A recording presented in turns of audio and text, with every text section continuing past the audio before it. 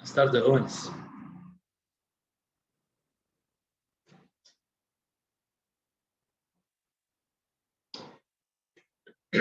Bueno, en la última clase estuvimos viendo el efecto fotoeléctrico. Quisiera retomarlo para ampliar un poquito lo que habíamos dicho en esa clase. Recordemos que el efecto fotoeléctrico es uno de los fenómenos que se observan al final del siglo XIX,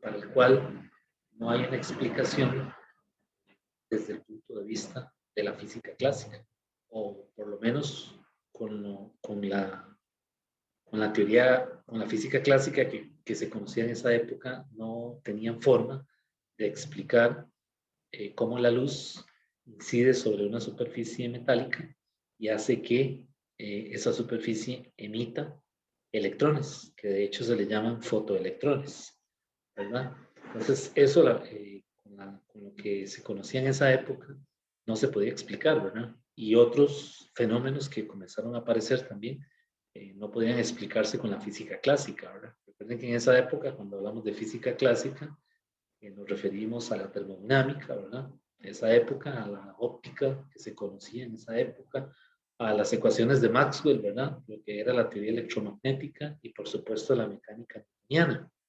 Entonces, este efecto fotoeléctrico finalmente fue explicado por Albert Einstein en 1905, que publicó un artículo sobre este efecto. Y lo que se observa aquí es que la energía cinética máxima,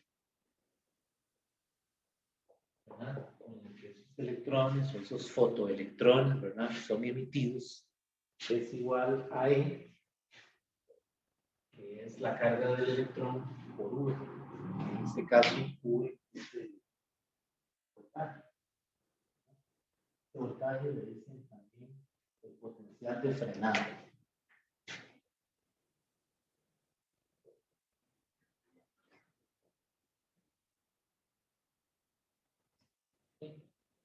Y recuerden que esto es trabajo, ¿verdad? Bien. Por el teorema de trabajo y energía cinética, eso es trabajo. Y esta es la carga del electrón. Ok, entonces, pues Einstein fue el primero en relacionar, ¿verdad? El concepto de potencial electrostático, la V, con la emisión de estos fotoelectrones, o cómo esos electrones son arrancados de la superficie del metal, ¿verdad? Entonces, para eso estableció una función que se llama la función trabajo, que utiliza la letra griega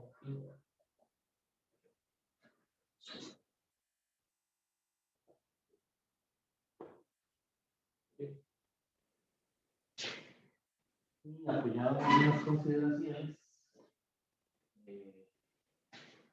que se verificaban experimentalmente. Einstein escribe la ecuación fotoeléctrica, que es K máximo es igual a HF menos I. Función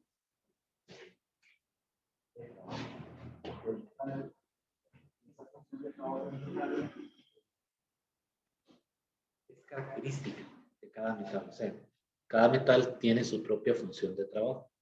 Entonces, ahí en el libro le dan una tabla con las funciones de trabajo de algunos metales conocidos. Por ejemplo, los que se usan mucho en laboratorio, ¿verdad? Como por ejemplo el sodio, el aluminio, el cobre, el hierro, etcétera, ¿verdad? Son muy utilizados. Entonces, esas funciones de trabajo han sido calculadas en muchas ocasiones, ¿verdad? Entonces, en el efecto fotoeléctrico se ven varias características, ¿verdad? La primera es que no se emite ningún electrón. La frecuencia de la luz es menor que cierta frecuencia que se llama la frecuencia de Corona. La es característica del material que se está iluminando, ¿verdad? La luz o la radiación que se utiliza, que se hace incidir sobre la superficie tiene que tener una frecuencia particular para que pueda estimular esa superficie y arrancar los electrones. ¿Ok? Dice, que esto, bueno, esto es inconsistente con la que dice que el efecto fotoeléctrico debe ocurrir a cualquier frecuencia siempre que la luz sea suficientemente alta. Entonces, vean aquí donde hay un, digamos, un choque, ¿verdad?, entre la física clásica y las nuevas ideas, ¿verdad? Es decir, la óptica ondulatoria, los físicos de esa época esperarían que la frecuencia de esa radiación no fuera un factor para arrancar los electrones de la superficie, ¿verdad? Es decir, únicamente pensaban que dependía de la intensidad de la radiación al ser, digamos, al incidir sobre la superficie, cosa que no era así, ¿verdad? Entonces ya por ahí hay un problema con la física clásica, ¿verdad? Ya es algo que no pueden explicar desde la perspectiva de la óptica ondulatoria, ¿verdad? Entonces es ahí aparece una idea nueva, que es la que aporta Einstein cuando presenta la función de trabajo. ¿Ok?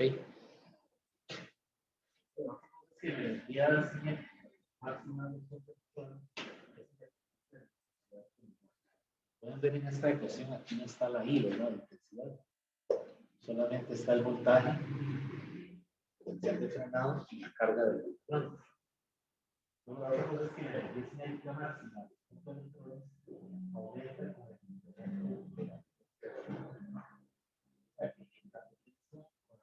la radiación era un factor determinante para poder lograr que esos fotoelectrones salieran de la superficie ambiental. Y la otra cosa es que los electrones se emiten desde la superficie casi instantáneamente. O sea, en un tiempo muy pequeño. Incluso a bajas intensidades luminosas, pero con la frecuencia correcta. Okay, entonces en el efecto fotoeléctrico es muy común esta gráfica, ¿verdad?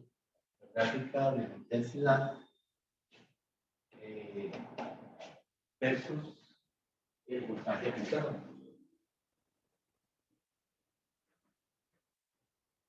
Y lo que vemos aquí es que cuando se aplica a partir del potencial de frenado, es este punto aquí, ¿no? La curva no es una línea recta, entonces ahí va cambiando dependiendo conforme cambia la intensidad. Entonces esta es una intensidad alta, intensidad baja. Pero definitivamente la frecuencia no la podemos, digamos que, obviar. En esa época ellos pensaban que en efectos ópticos, ¿verdad?, la frecuencia de la luz no importaba, no implicaba nada, ¿verdad?, cosa que era un error, ¿verdad?, porque lo estaban viendo desde un punto de vista mecánico, ¿verdad? Es decir, estaban tratando de aplicarle a este fenómeno la mecánica de ondas, ¿verdad? Y no funcionaba, ¿verdad? Porque una cosa es luz y la otra cosa es un medio elástico, ¿verdad?, por donde se propaga una perturbación. Entonces, muchas de las ideas clásicas, ¿verdad?, de la mecánica de Newton y de la teoría electromagnética de Maxwell, ellos quisieron adaptarlas, es decir, como copiar y pegar, ¿verdad?, como dice uno, para explicar estos fenómenos que se estaban observando, pero es decir, no lograban una explicación, digamos, convincente que estuviera acorde con lo que se veía en el laboratorio, porque ellos recuerden que ya en esa época estaban haciendo, tenían diferentes laboratorios en Europa, ¿verdad?, donde estaban trabajando mucho con esto, ¿verdad? Entonces, lo que se veía experimentalmente, ¿verdad?, no concordaba con lo que intentaban explicar usando los conceptos clásicos. Hasta que aparece esta ecuación, ¿no?, la ecuación fotoeléctrica, en donde está lo que se llama el cuarto de acción. Lo que propuso Planck unos años antes, ¿verdad?, como 5 años aproximadamente. Planck llegó a esta idea en el año 1900, ¿verdad?, en diciembre de 1900, y entre 1900 y 1905 Einstein comenzó a trabajar en el problema del efecto fotoeléctrico. Y se tomó la idea de Planck, ¿verdad?, de que la luz se transporta como paquetes de energía que se llaman fotones y lo aplicó al efecto fotoeléctrico. O sea, una cosa fue de la mano de otra, ¿verdad? Es decir, lo que Planck desarrolló en cuanto de acción luego sirvió para explicar el efecto fotoeléctrico.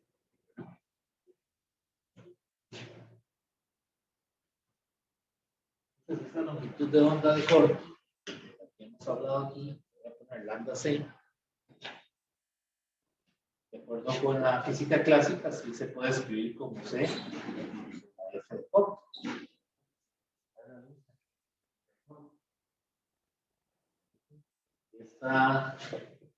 Esta frecuencia de corte, a su vez, la puedo escribir como la función de trabajo dividida entre la h. Recuerden que la h es la constante de Planck, ¿verdad? Entonces, y por 3,5 significa hc entre phi. Y ahí tengo la fórmula para calcular la longitud de onda. Entonces, si hacemos una gráfica de energía cinética máxima contra frecuencia, la gráfica no sale del origen, sino que está corrida. ¿Dónde está corrida? Precisamente en un par ordenado que es la frecuencia de corte. O sea, ahí arranca, ¿verdad? Y es una línea recta que tiene la frecuencia de corte. Entonces, cuando se hace el experimento del efecto fotoeléctrico en el laboratorio, pues se escoge un material, como les decía, bien conocido, ¿verdad?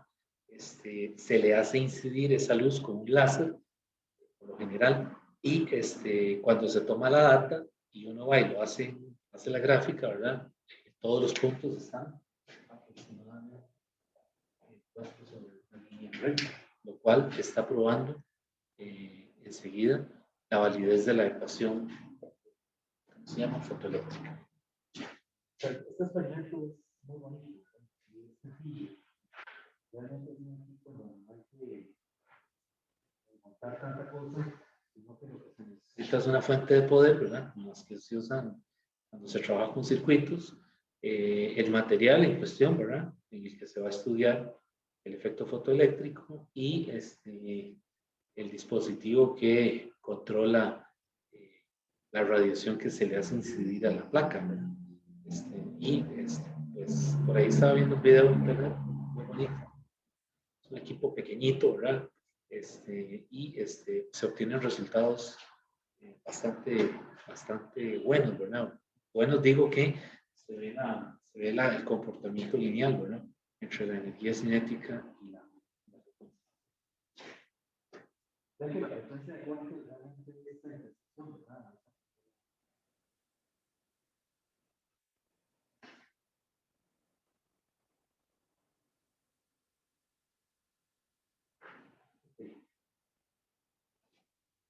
Bueno,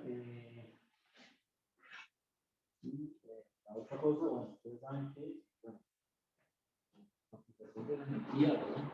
Ya dijimos, este HF viene de una ecuación más general, ¿verdad?, que es E sub n es igual a n h. Esto se llama la cuantización de la energía. Fue la idea de Planck, ¿verdad? Genial. Cuando él estaba estudiando esto, ¿verdad? Es decir, todo sugería, todo apuntaba, todos los cálculos que había hecho, ¿verdad? Planck era un físico teórico, ¿verdad? Estaba apoyado en evidencia experimental, pero solo se encargaba del análisis, de desarrollar el modelo teórico, ¿verdad?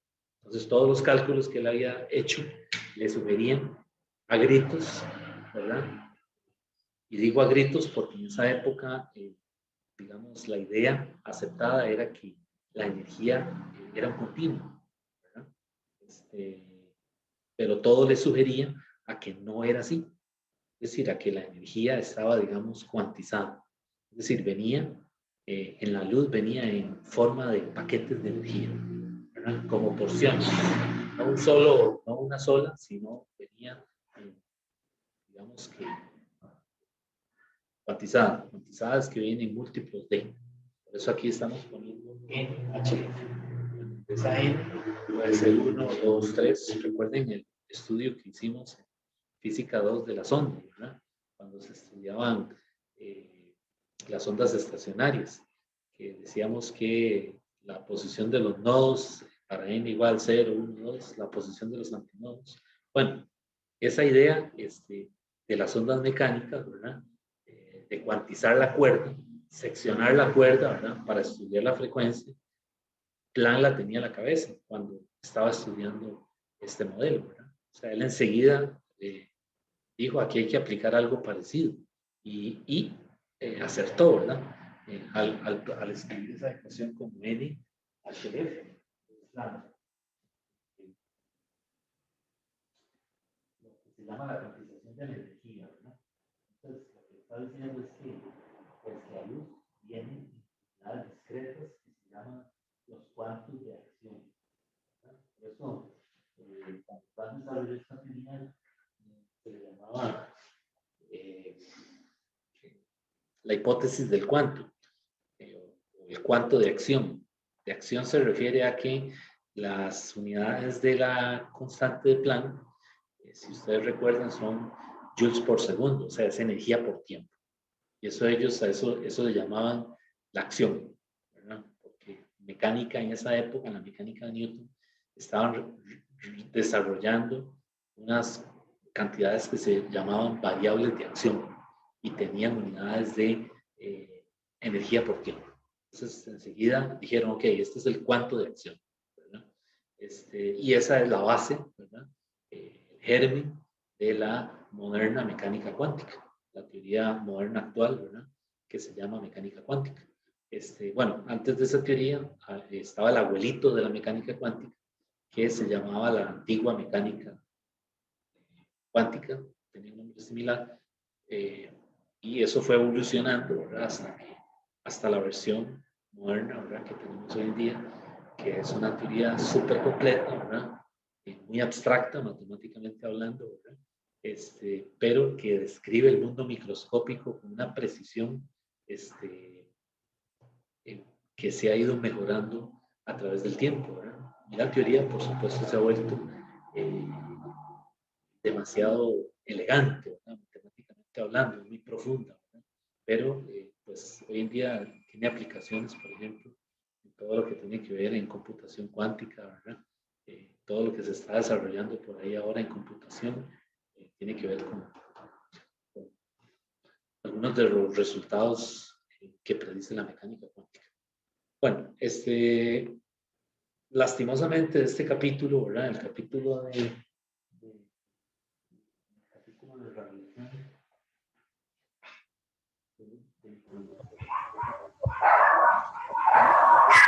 Vamos a ver el efecto fotoeléctrico, ¿verdad? Porque es el tema que se escogió. Sin embargo, en el capítulo hay otros temas interesantísimos, ¿verdad? Que, pues, si tienen tiempo de por ahí leerlos, ¿verdad?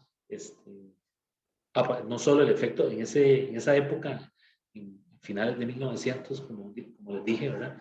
Es decir, no solo apareció el efecto fotoeléctrico, aparecieron un montón de cosas nuevas que se veían en los laboratorios y que no había, es decir, en principio, una explicación clara desde el punto de vista de la física clásica. Y ya los mismos físicos de esa época habían dicho que no, que ya todo estaba estudiado, que lo que seguía era mejorar por aquí y por allá, ¿verdad? Pero que ya todo estaba hecho. Y mentira, ¿verdad? Realmente estaban en pañales en ese momento. Y cuidado, y si hoy también lo estamos, ¿verdad? Están apareciendo nuevos fenómenos cada día que se están incorporando a las teorías actuales. Pero bueno, aunque quiero llegar a este capítulo, hay otros efectos interesantes, que también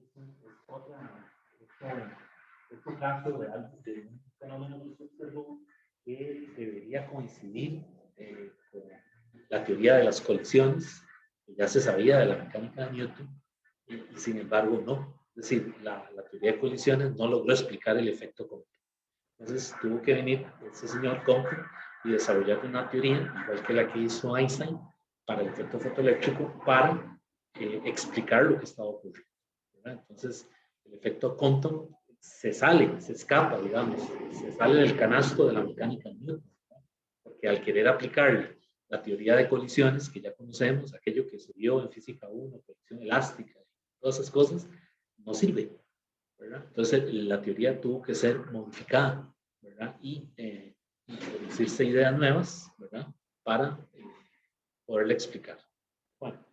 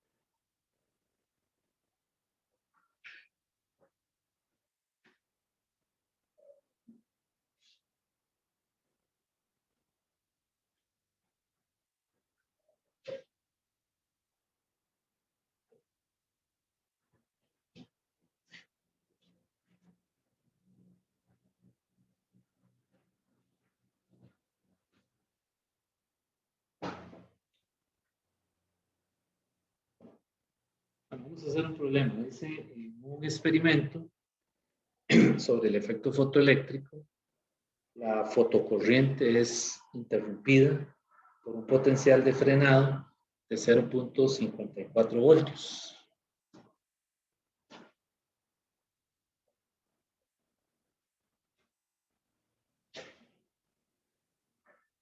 Para una radiación de 750 nanómetros.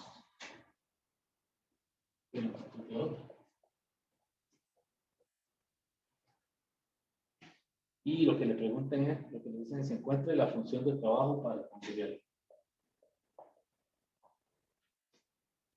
Dice, un experimento sobre el efecto fotoeléctrico, la fotocorriente es interrumpida por un potencial de frenado de 0.54 voltios por radiación de 750 nanómetros. Encuentre la función de trabajo para el material. Se refiere a una potencial de frenado, ¿verdad? Ahí se escribe la ecuación fotoeléctrica de esta manera. HC entre el A es igual a la función de frenado, digo, la función de trabajo más de cero, es el potencial de frenado.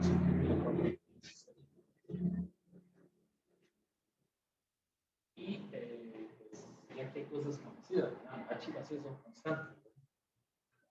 Constante de Planck.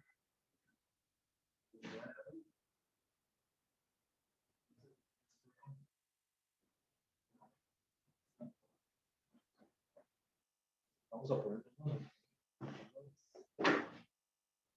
H sería 663. Esa 4.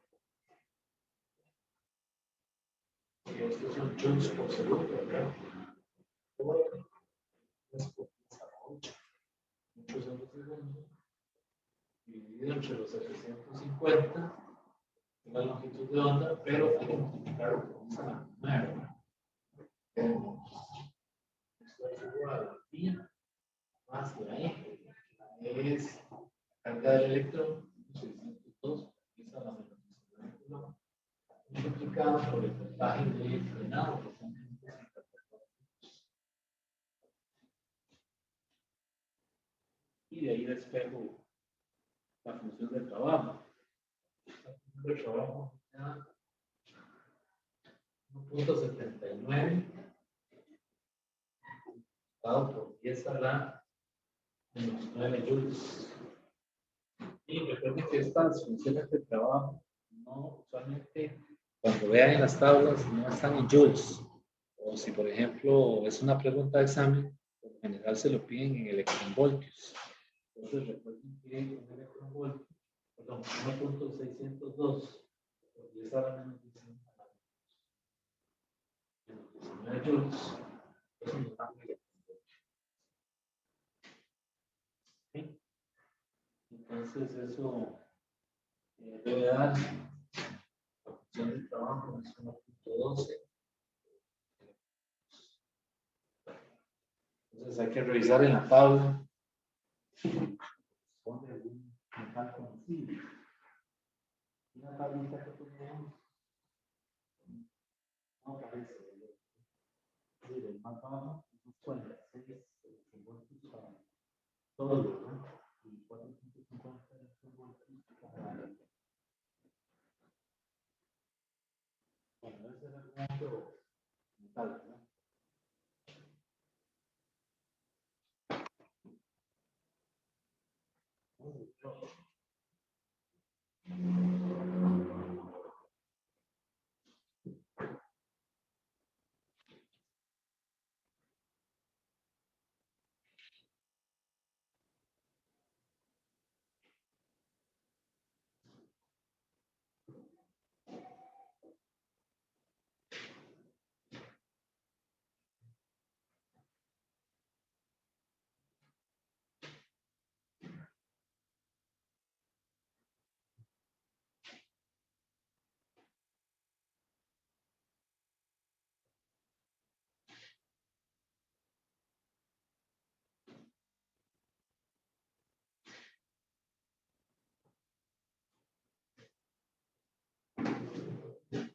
Se dice que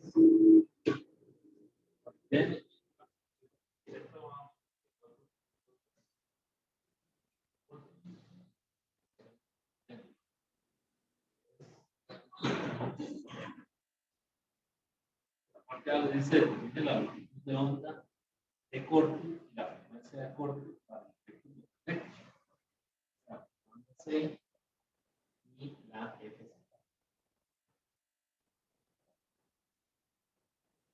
Y la parte B le dice calcula el potencial de frenado si la luz incidente tiene una longitud de onda de 180 nanómetros.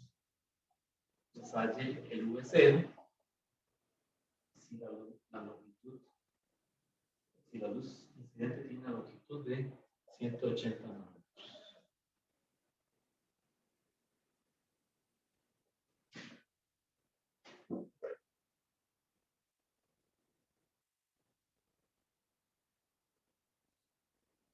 Bueno, y para el corte, parte A, uso la formulita que pusimos ahora, ¿verdad? Lambda C es HC entre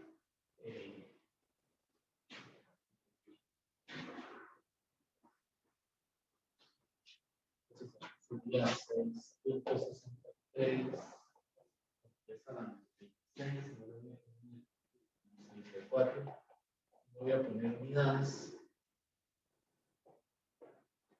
3 por 10 a la 8. Son metros por segundo. Dividido entre la función de trabajo. Hay que pasar a joules, ¿verdad? Entonces, cuidado. 4.2 electronvoltios, hay que hacer la conversión, ¿verdad? Un electronvoltio es 1.602 por 10 a la menos 19 joules. Okay. Entonces, eso me da lambda C a 296 nanómetros. Bueno, aquí da metros, ¿verdad? Pero yo lo pasé a nanómetros. Entonces, la frecuencia de corte es usando la fórmula. Frecuencia de corte de velocidad de la luz entre la luz. Entonces, cojo 3 por 10 a la 8 metros por segundo. 136. Eso por 10 a la 9. Metros. Eso me da 0.01 por 10 a la 15. Es la frecuencia, ¿no? El valor de la frecuencia es altísimo. En la física clásica no manejaban o no pensaban en ese momento que existieran frecuencias tan altas, porque consideraban a la luz, la categorizaban como de alta, de mediana o de baja intensidad, pero más de ahí no pasaban, ¿verdad? Y en el capítulo anterior, si recordarán, la frecuencia no fue un papel tan decisivo a la hora de resolver un problema o de explicar lo que ocurre cuando la luz atraviesa una rendija, no importa. Se interesa uno más en el espesor de la rendija, ¿verdad? Que en la frecuencia con la que esa luz incide sobre esa rendija. Porque, es decir, la física clásica no daba para tanto, es decir, todavía no habían llegado ahí, hasta que apareció el fenómeno del efecto fotoeléctrico, ¿verdad? Que sabían que se arrancaba material del metal, pero no sabían por qué, ¿verdad? Bueno, aquí está la explicación, ¿verdad? El valor elevado de la frecuencia del corticóide. Y luego le dicen que calcule el potencial de frenado. Entonces, el potencial de frenado es la fórmula HC lambda es igual a phi más EBC. ¿Ya? Entonces, de ahí despejo la BC. O sea, todo esto es conocido, ¿verdad? 663 por 10 a la menos 34, por 3 por 10 a la 8, entre la lambda. En este caso hay que usar 180, ¿verdad?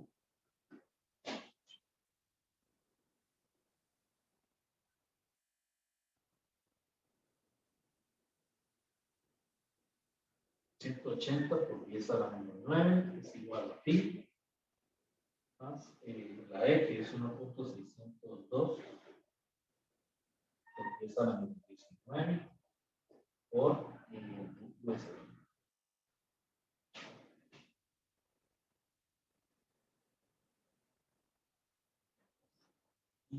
aquí me faltó, aquí me falta 4.02, ¿verdad? Multiplicarlo por 1.602 por 10 a la menos 19 y sumarle más 1.602 por 10 a la menos 19 por 10. Entonces, vean, ya nos confundimos, ¿verdad? Vean que aquí esta cantidad es joules, es la equivalencia de pasar de joules a electronvolts, ¿verdad? Y esto está, resulta que las dos cantidades tienen el mismo valor, ¿verdad? Es decir, un electronvolt es 1.602 por 10 a la menos 19 joules. Y un coulomb, y la carga del electrón, pues, ¿no? La carga del electrón valor absoluto es 1.602 por 10 a la menos 19. Vean que lo van a confundir ahí, o sea, va a ser un enredo. Bueno, y de ahí despejamos el BCL y ese BCL da voltios, ¿verdad? 2.71.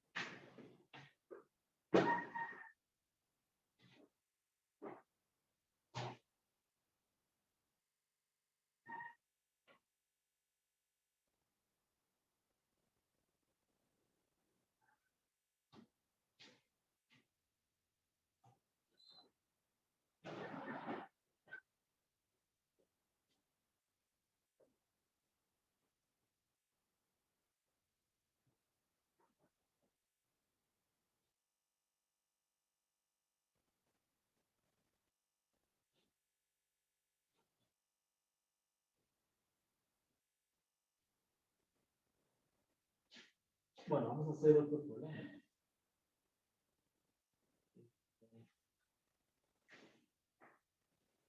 Este problema es más conceptual, que le están pidiendo un número, pero un poquillo más conceptual. Dice que un estudiante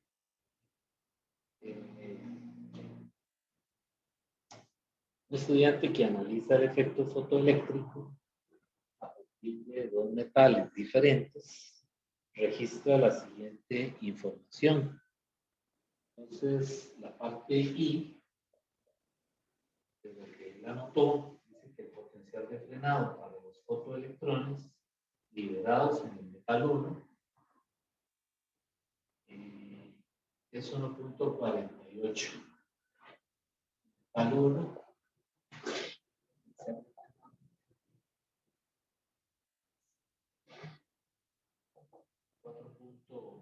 1.48.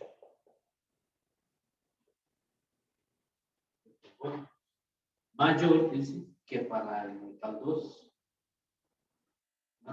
O sea que el potencial de frenado es 1.48 veces el voltaje de potencial de frenado 2. ¿Okay? Y la siguiente observación, ¿verdad? Que la frecuencia de corte para el metal 1 es 40% más pequeña, siempre con referencia al metal 1, la frecuencia de corte del metal 1 es 40% más pequeña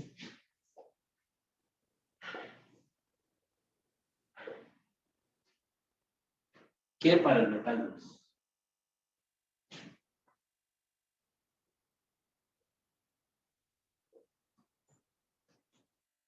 Entonces, a partir de estos datos, le piden al estudiante que determine la función de trabajo para cada metal. Que haya la función de trabajo del metal 1, que es un incógnito, y del metal 2, que es. Voy a volverlo a leer. Es un estudiante que analiza el efecto fotoeléctrico a partir de dos metales diferentes, registra la siguiente información. El potencial de frenado para la parte I, el potencial de frenado para los fotoelectrones liberados en el metal 1 es 1.48 electronvoltios, dice, mayor que para el metal 2. Y la observación 2i es que la frecuencia de corte para el metal 1 es 40% más pequeña que el metal 2. Entonces le piden que con esa información determine la función del trabajo para cada metal. O sea, esto fue una práctica en laboratorio y se llegó a eso. Entonces lo que le dicen, bueno, los dos metales son incógnitos. Por lo general uno no sabe cuál es, ¿verdad? Entonces lo que le piden es que calcule la función de trabajo, ¿verdad? Y que compare con una tabla de funciones de trabajo a ver qué metal es, ¿verdad? La famosa incógnita. ¿Cómo podemos hacer eso? Esta información que tenemos aquí.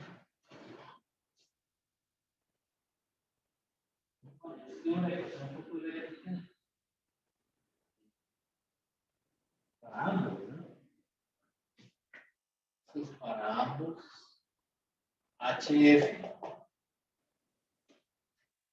es igual a E por el voltaje de frenado 1, al 1, en figura. Sí. Y para el otro es HF, ambos se sometieron a una frecuencia. Entonces, E por el voltaje de frenado 2 más filos. Y aquí esto yo lo escribí mal.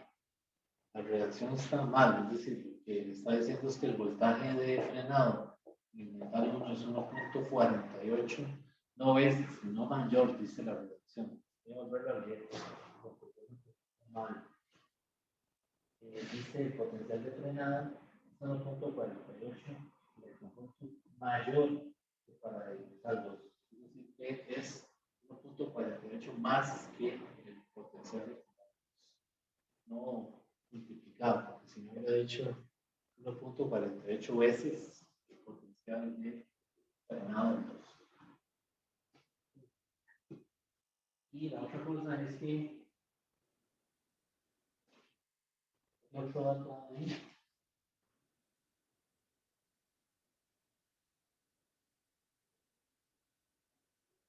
pues bueno, con eso que hacemos ahora. Tengo estas tres ecuaciones, digamos. Y ahora de la condición 2i, ¿qué podría yo?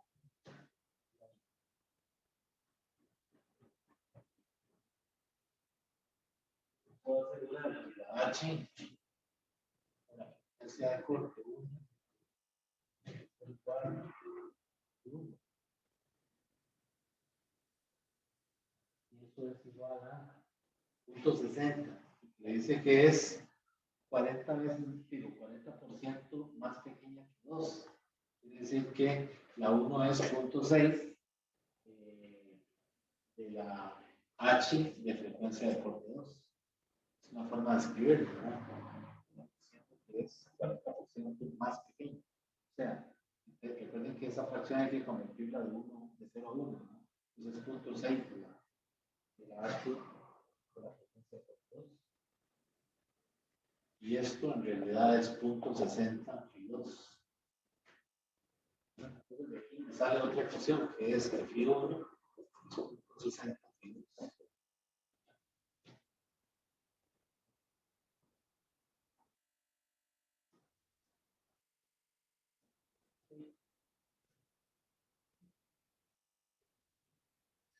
Y entonces vean las ecuaciones que tenemos, ¿verdad? Tenemos esta.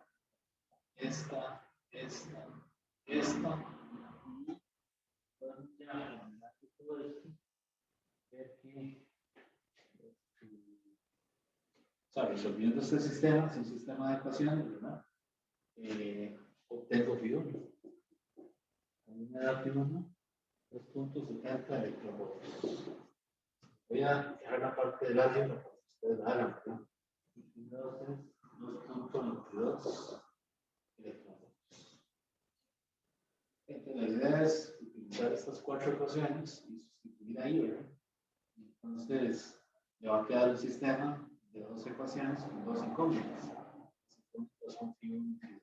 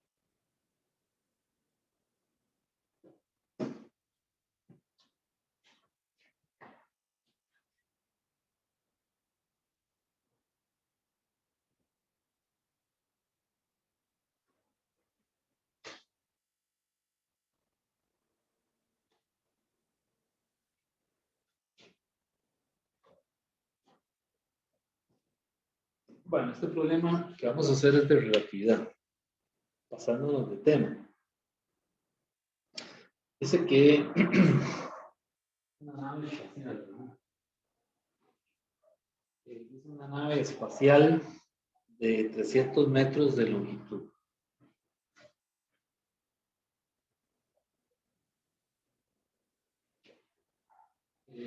Una nave espacial de 300 metros de longitud propia tarda 0.75 microsegundos para pasar a un observador terrestre. Determine su velocidad de acuerdo a cómo la mide el observador en la Tierra. O sea, le está diciendo que hay V en términos de C. Se trata de una nave espacial de 300 metros de longitud propia, dice. ¿No? Vean que esa palabrita propia ya le está diciendo cuál de las dos LC. ¿No? Recuerden que en relatividad tenemos el tiempo se dilata y la longitud se contrae, ¿verdad?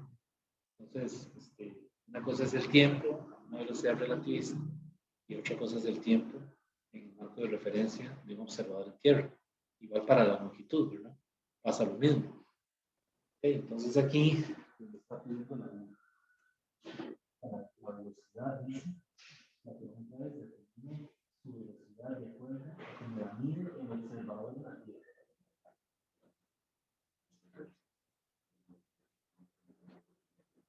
Entonces, la fórmula, ¿verdad? Ahí, la que le da el libro, ¿verdad? L igual a 0, ¿verdad? De 1 b cuadrado sobre c cuadrado.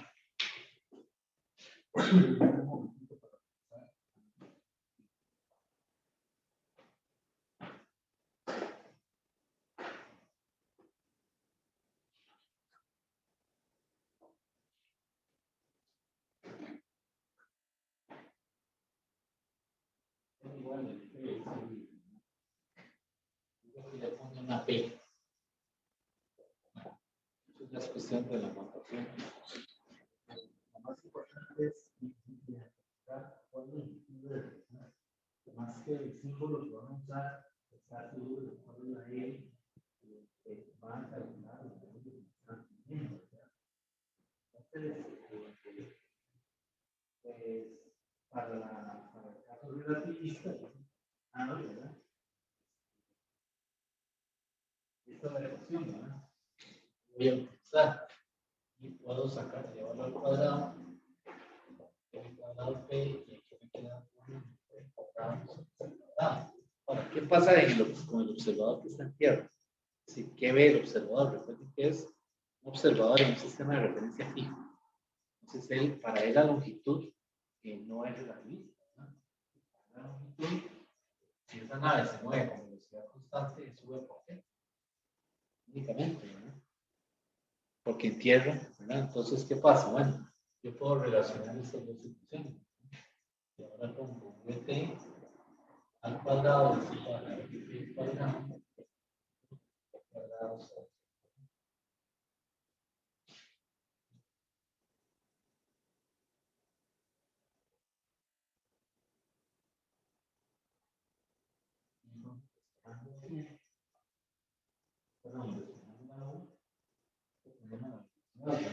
La LP son los 300 metros, la longitud de la nave. Y el tiempo es los 0.75 microsegundos multiplicado por 10 a la menos 6 para pasar los segundos. Son 300 metros. Entonces, sustituyendo eso ahí, aquí me va a quedar b cuadrado, t cuadrado, con la LP cuadrado. De ahí, lo que hay que hacer es despejar la U, ¿verdad? O bien sustituir los números. Pues lo mejor es despejar aquí, ¿verdad? Lo más correcto, digamos, es mejor llegar a la ecuación para U en términos de C.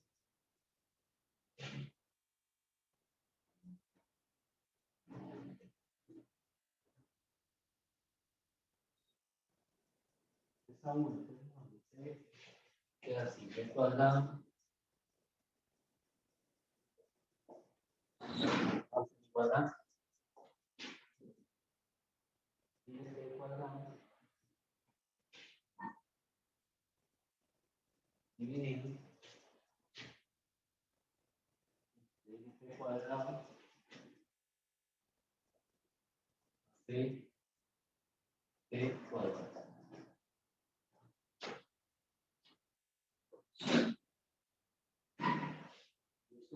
Dado por C cuadrado.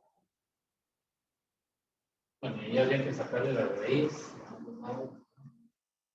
La respuesta que es 0.80. Entonces, si yo multiplico, bueno, 0.80 por 3 por 10 a la 8, ¿verdad? Es una velocidad gigantesca, ¿verdad? Para que tarde 0.75 microsegundos en pasar, es decir, el observador que está en el sistema de referencia inicial de Tierra, ni siquiera la ve pasar. Es decir, en el caso que la vea, detectarla es, el ojo humano no ve eso, ¿verdad? Si existiera la nave.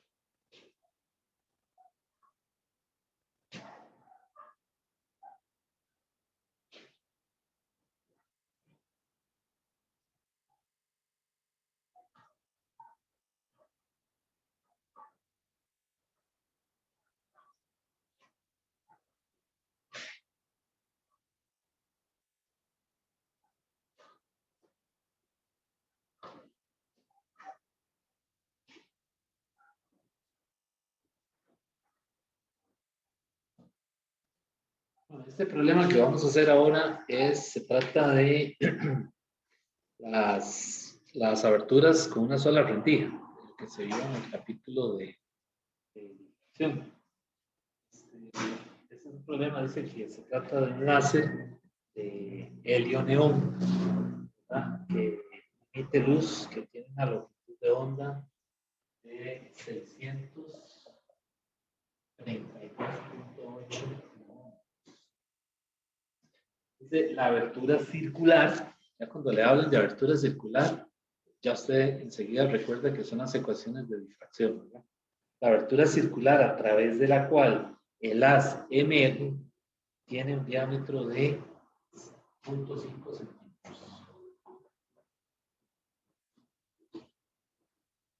Y se estima el diámetro del haz a 10 kilómetros de haz. El diámetro del haz, llamarle de mayúscula, a 10 kilómetros de haz.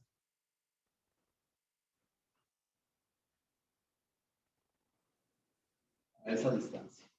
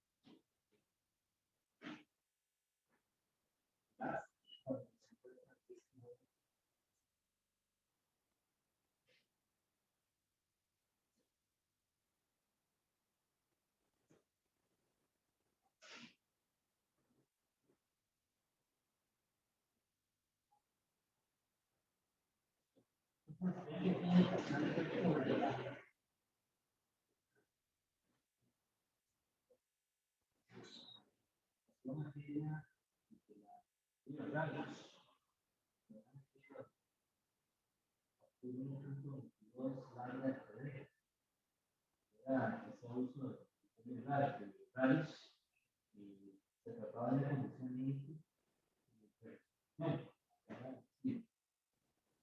después de cierta distancia SB, es decir, hay aberraciones en el margen o se líquida. Entonces, uno le da una ecuación que es esta, Z mínimo, el criterio de radios.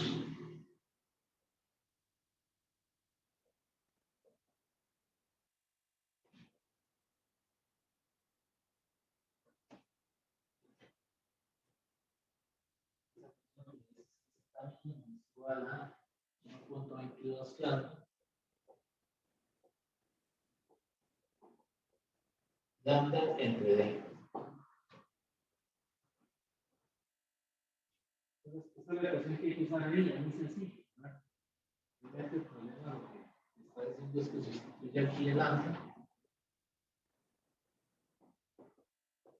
lo multiplique por el factor 1.22, sería 632.8, empieza la menos 9 porque son nanómetros, ¿verdad?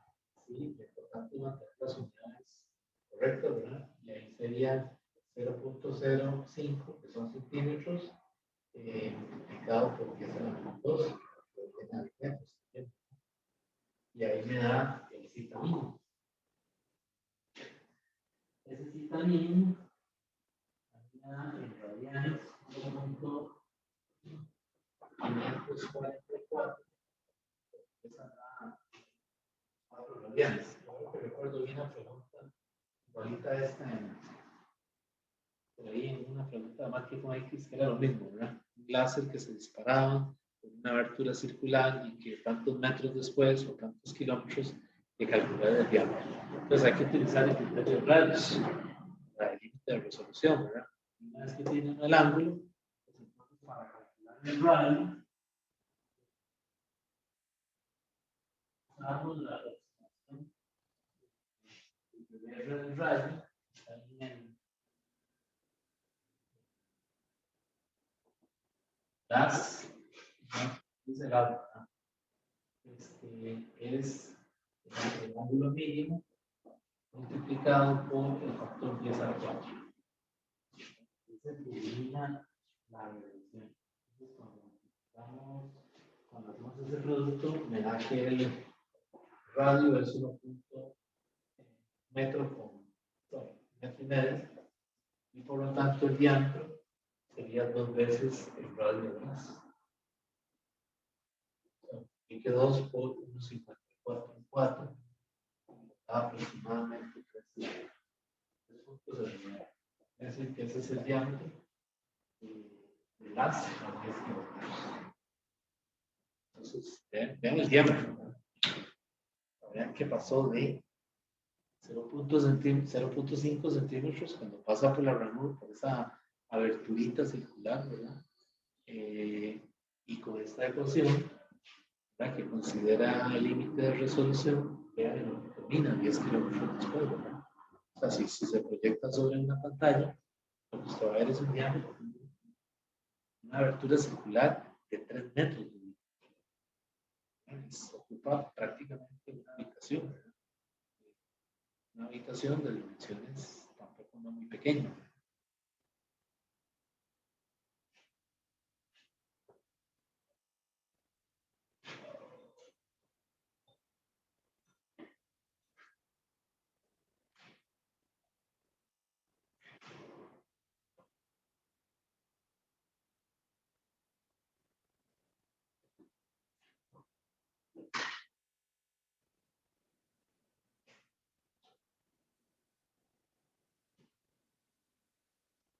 Pero,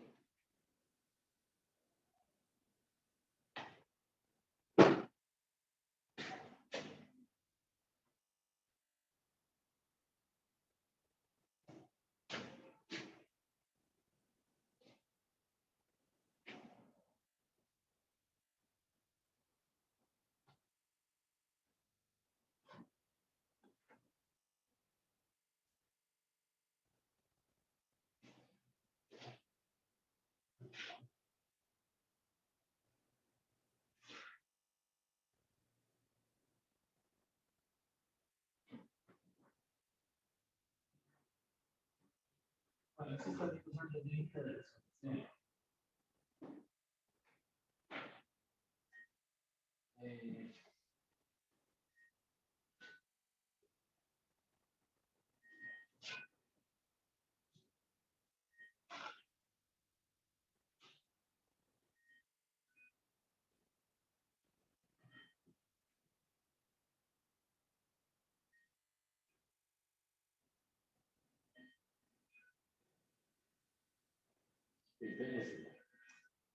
Esto dice así, determine el radio de la imagen de una estrella formada en la retina del ojo.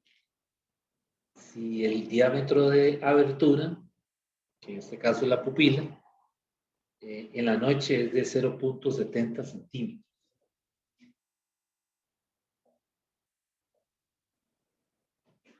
Y la longitud del ojo es 3 centímetros.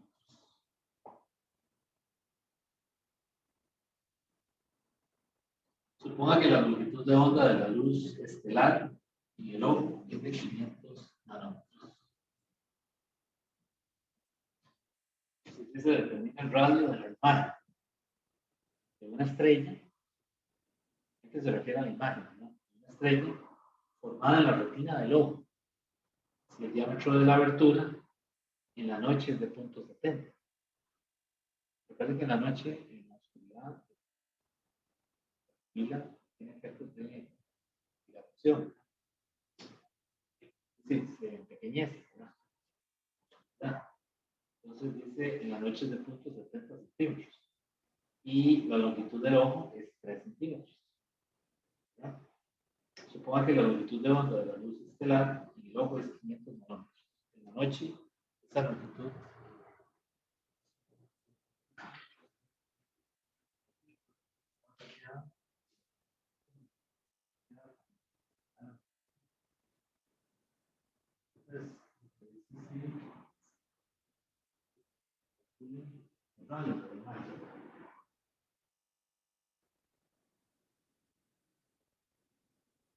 entonces yo aquí uso esto, como usar esta aproximación que me dan en el libro.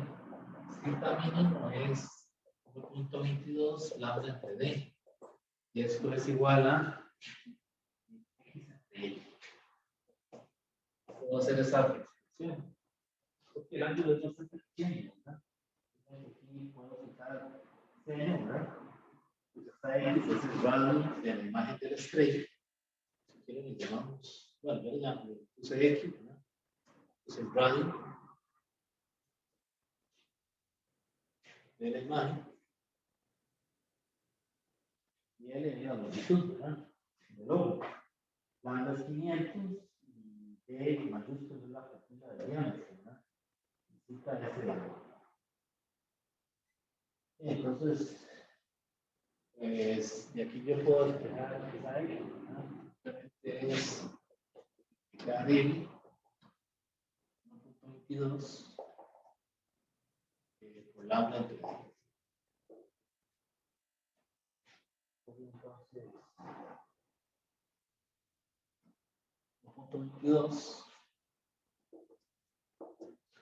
la L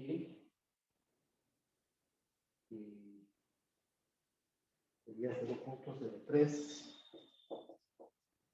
la L, ¿verdad? Por la lambda, que son 500 por 10 a la menos 9, dividido entre la D.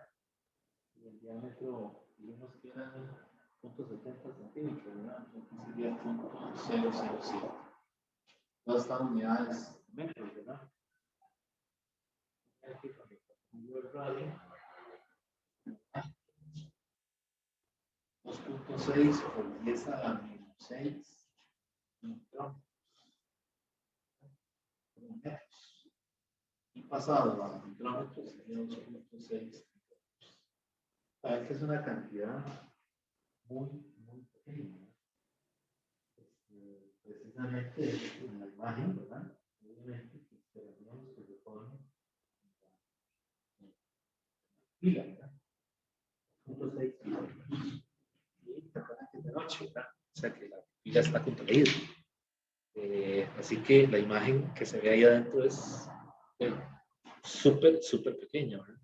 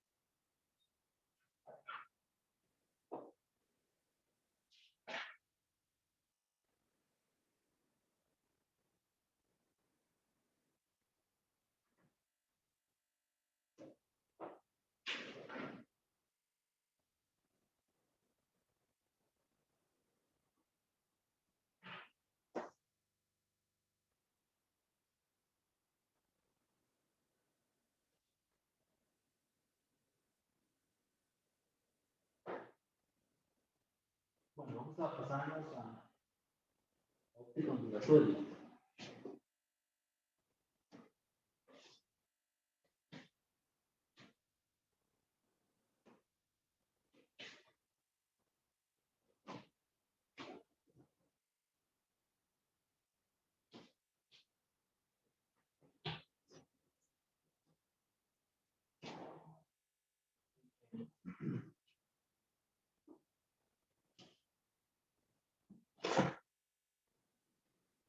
Este problema, vamos a ver ahora es del experimento de la doble rendija, experimento de Jung, ¿verdad?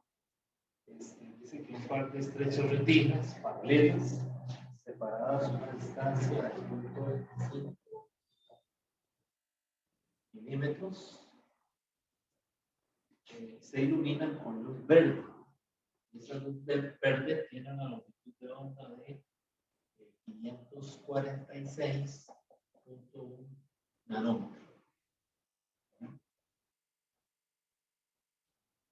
Entonces dice el patrón de interferencia se observa sobre una pantalla que está a 1.2 metros del plano de las rendijas. Se calcule la distancia parte A del máximo central. Al máximo central. A la primera región brillante, a cada uno de sus lados. Máximo central a la primera región brillante. Recuerden que en el experimento de Jung se forma un patrón en una pantalla, ¿verdad? Que se van a ver franjas brillantes intercaladas con franjas oscuras, ¿verdad? Brillante, oscuro, brillante, oscuro. Entonces uno puede moverse o puede posicionarse, mejor dicho, en una franja en particular y calcular, digamos, la distancia de la tercera franja a la segunda, o de la que le digan, ¿verdad? Pues aquí le está diciendo que calcule la distancia del máximo central, ¿verdad? A la primera región brillante, o sea, a la primera franja brillante, a cada uno de sus lados. O sea, la brillante que está por encima, la que está por debajo, en ese patrón. ¿Ok? Pues vamos a hacer esa parte.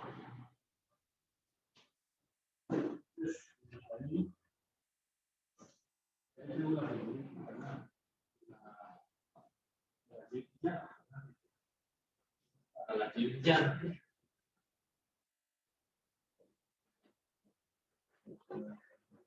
Bueno, ya. LM.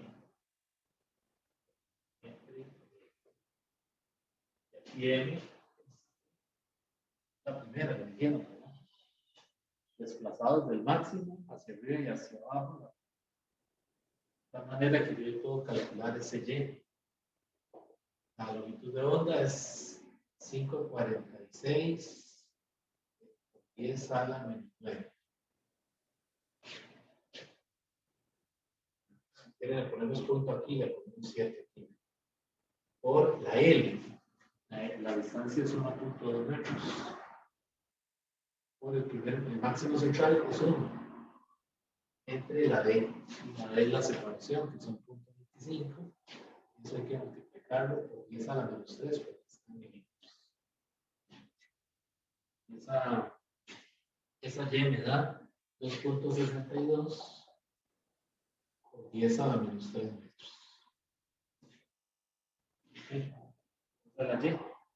Están pidiendo, ¿verdad? La distancia para arriba o para abajo a partir del máximo central. Vamos a ver la parte B, ¿qué es eso? Parte B dice la distancia entre la primera y la segunda banda. Calcule la distancia entre la primera y la segunda bandas oscuras. Las Y oscuras, ¿cómo es? Esta es la Y brillante, ¿verdad? Ahora, la Y oscura, ¿cuál es la ecuación? Y oscuras. Ahí. Entre D, N más 1.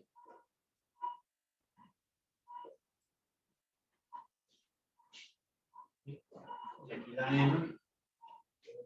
0, 1, 2, 3. ¿Sí? Le está diciendo. O sea, que decía, dice la distancia entre la primera y la segunda banda oscuras. Entre la primera y la segunda banda oscuras.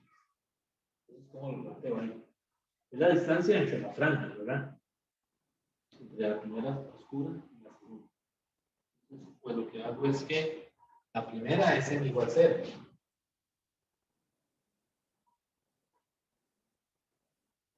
Y la segunda es n igual 1. Ahí, pues esta ecuación yo la planteo como un delta y. La y oscura en 1 menos la y oscura en 0. Sería delta y es igual a, y la y oscura sería entonces, perdón, sería lambda L entre D, ¿verdad? Y aquí sería n más 1 medio, o sea, 1 más 1 medio, menos la y oscura en 0, que sería lambda L entre D por 0 más 1.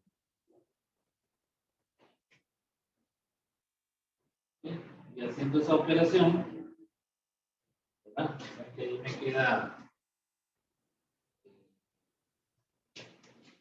lambda L entre D, ¿verdad? Lambda L entre 2D. Esta me da 0 y esta me queda negativo, ¿verdad? Y pues ahí lo que hago es sustituir los valores, ¿verdad? El valor de lambda, que son los 546 nanómetros, la D, que es 1.2, y hacer esas operaciones. Entonces, suponemos ahí, delta Y es la distancia entre la primera y la segunda franjas oscuras, queda 2.62 por 10 a la menos 3. Aquí, ya que coincide con el valor de arriba, ¿no? Bueno, realmente no siempre tiene que coincidir, ¿verdad? Lo que pasa es que arriba le estamos pidiendo la primera brillante, el primer máximo, arriba y abajo. Pero si ustedes prueban con cualquier otra, no.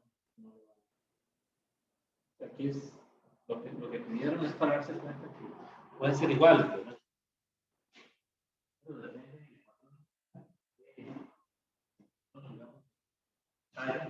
Están atrás, ¿verdad? ¿Cuál le pidan que calcule la distancia, ¿verdad?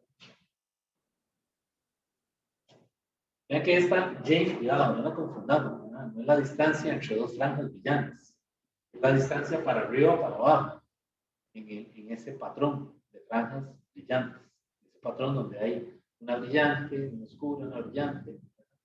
Y esta pregunta es la distancia que hay.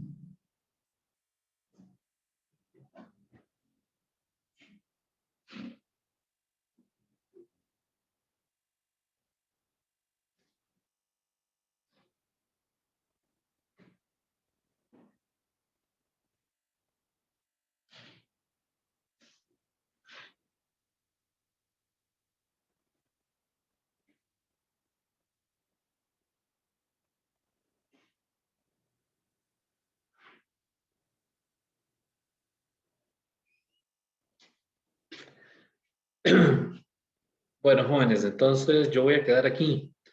Hoy es la última clase del curso de Física 3. Se supone que ya están los exámenes corregidos. No sé si ya han revisado. Si tienen alguna duda, ¿verdad? En la corrección de algún problema, me escriben, ¿verdad? Para, si hay alguna duda con algún puntaje que se asignó, pues me dicen, ¿verdad? El próximo examen, si mal no recuerdo, y el último, es desde mañana en 8, ¿verdad? Que sería viernes 5 de marzo. Mañana hay un quiz, ¿verdad? Que es el tercero. Y algo más les iba a decir, y falta otro quiz, ¿verdad? Que es también la otra semana, el jueves o viernes. Entonces, vamos a quedar aquí. Una pregunta de la revisión. de la corrección del examen, me dicen, ¿verdad? El examen que quedó por fuera, es decir, de los estudiantes que me habían dicho, ya también se corrigió, creo, ya está revisado. Así que para que se metan a la plataforma a ver, ¿verdad? Y si hay alguna duda, me dicen. Entonces quedaríamos aquí, ¿verdad? Hoy es la última clase y queda el examen pendiente para de mañana en 8. ¿Tienen alguna pregunta, alguna duda? Profe, me estaba metiendo para revisar y mi examen sale sin revisar aún. ¿Hasta sin revisar? Sí. Ok, dice. Sí, déjeme ver entonces, porque puede ser que falten estudiantes de revisar. Pero yo había entendido que ya habíamos revisado todo, pero si no, voy a revisar ahora y cualquier cosa eh, lo corregimos, ¿verdad? Por ahí en el chat alguien me pregunta que los que realizamos el examen en pareja, usted asigna las notas a ambos. Sí, por eso se emparejan, ¿no? Es decir, si se sacaron un 9, pues tiene un 9 cada uno de los estudiantes. Bueno, recuerden también que hay 20% de asistencia, ¿verdad?